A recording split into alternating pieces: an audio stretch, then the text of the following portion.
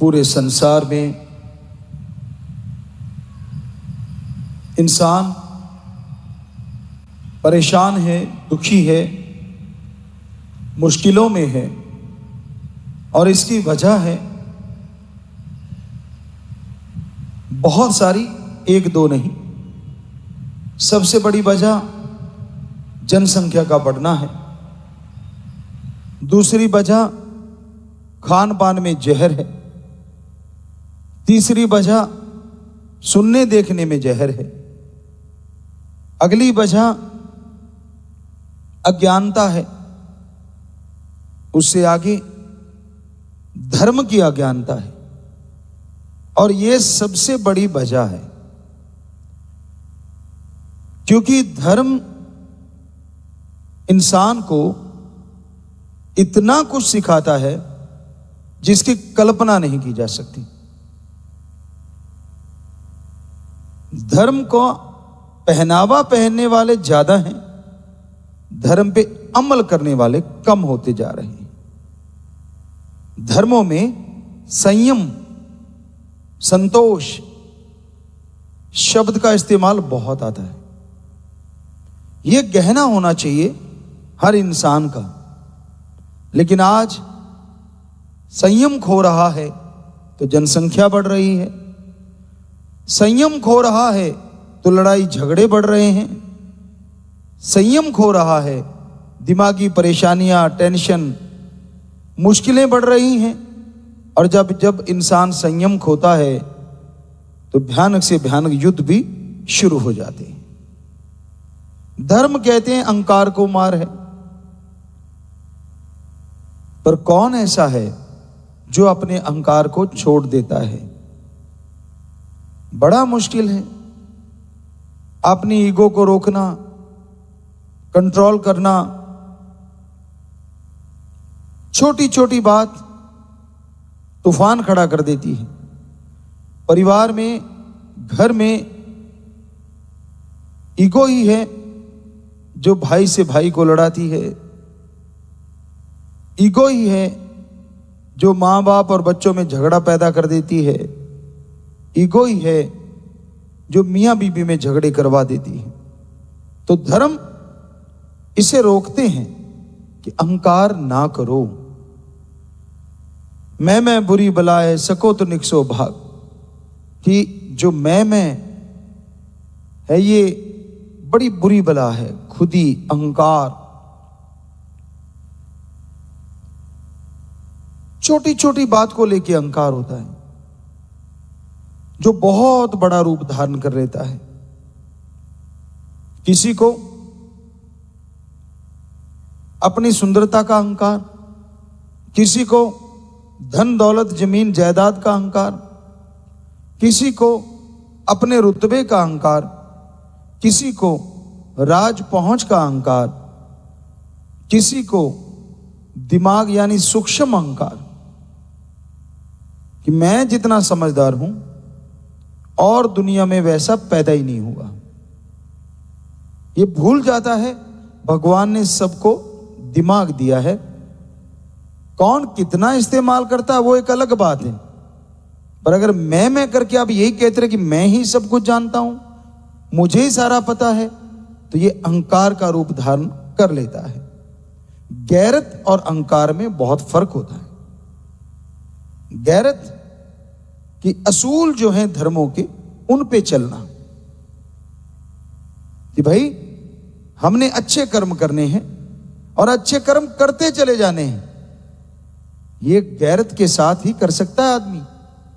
अच्छे कर्म करने वाले को रोकने टोकने वाले दिन रात सोचते रहते हैं, दांव चलाते रहते हैं, पर जो राम नाम पे चलते हैं, जो नेकी भलाई पे चलते हैं, वो उस तरफ ध्यान ना देके अपने रास्ते पे बढ़ते चले जाते हैं।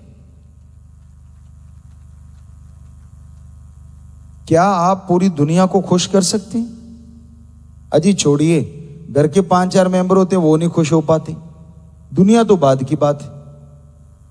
बड़ा मुश्किल है सबको खुश कर पाना। सबकी सोच अलग अलग, विचार अलग अलग, ईगो अलग अलग। क्या पता किसकी ईगो कब हर्ट हो जाए और लेने के देने पड़ जाए। इसलिए पहले धर्मों में लिखा है, पहले तोलो फिर बोलो। संयम, यहां भी संयम आ गया। फटाक से कोई बात ना कहो किसी को गलत। कोई भी आपको आके ये कहता है कि फलां आदमी ने आपके बारे में गलत बोला और आप चढ़ दौड़ते हैं राशन पानी लेके, ये गलत है। हो सकता है बताने वाला आपको लड़ाना चाहता हो सकता है बताने वाले का आपको लड़ा के अपना उल्लू सीधा करने का कोई तरीका हो। इसलिए संयम से सुनो, संयम धारण करो। उस दिन मत पूछो, अगले दिन जाके उससे पूछो, क्या आपने मुझे ऐसा कहा? अगर कहा तो क्यों? प्यार से, मोहब्बत से बात को निपटा लो। एक दिन दे दोगे ना अपने आप को, तो आपका पारा जो ऊपर चढ़ रहा था नेचुरली काफी हद तक नीचे आया होगा।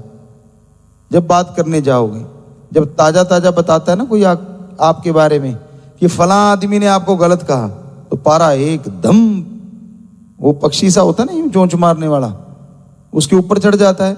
ऐसे हो जाता है आपका भी। तो इसलिए संयम जिंदगी में अपनाना बेहद जरूरी है। यही हमारे धर्मों में गहना बताया है।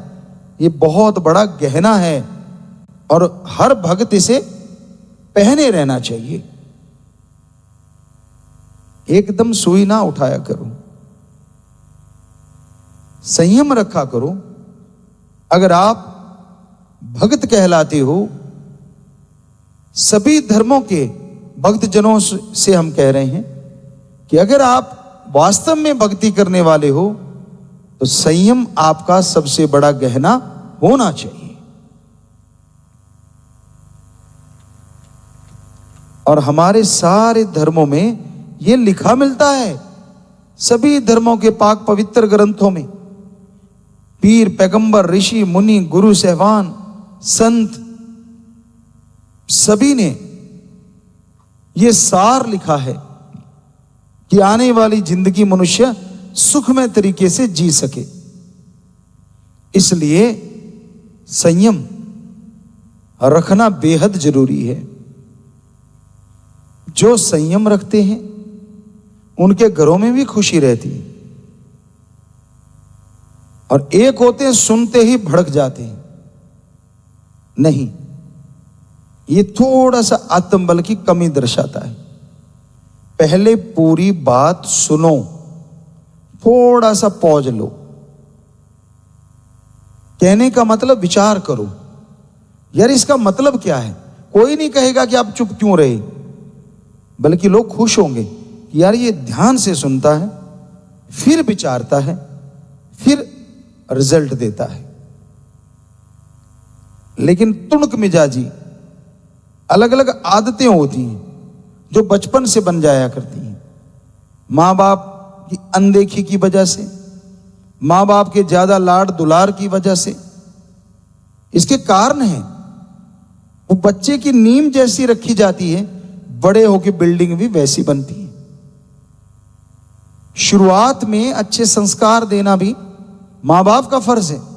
ये गृहस्थ आश्रम जो आपको बोला हमारे पवित्र वेदों में बताया हुआ है, उसी का एक अंश है।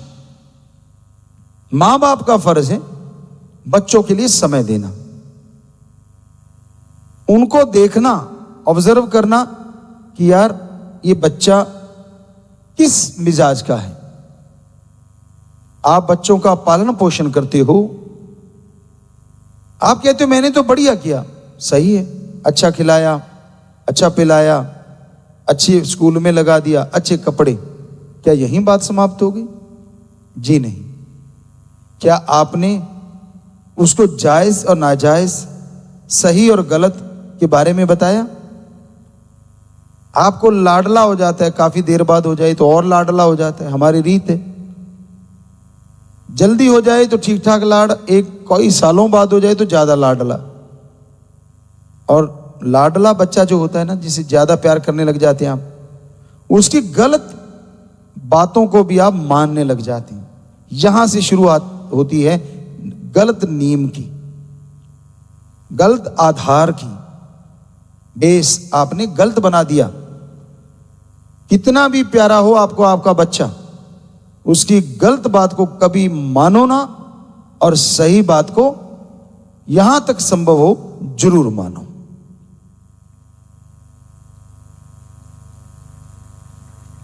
तभी स्ट्रांग नींव होगी, तभी स्ट्रांग बेस होगा। मजबूत नींव जब होती है तो भवन भी मजबूत बना करती है। उसको शुरुआत में पता लग जाए कि हां गलत तो गलत है, वो नहीं जिद मानी जाएगी, सही मानी जाएगी। थोड़ा बच्चा रो लिया, कई माँ बाप साथ ही रोना शुरू हो जाते। और पुराने समय में हमें नहीं पता वो सही था कि नहीं सही। हमारे टाइमों में मान लीजिए 70 की बात या उन समय की बात, पहले भी ऐसा था कि बच्चा रो लेता था गलत चीज मांगने के लिए, तो माँ बाप रोकते नहीं थे। क्या कह देते थे? अच्छा गला खुल जाएगा। मतलब असलियत में होता था कि उसकी जिद गलत नहीं माननी, तो वो थोड़ी देर रोके ठीक हो जाता था। उसको पता है रोने से बात नहीं चली।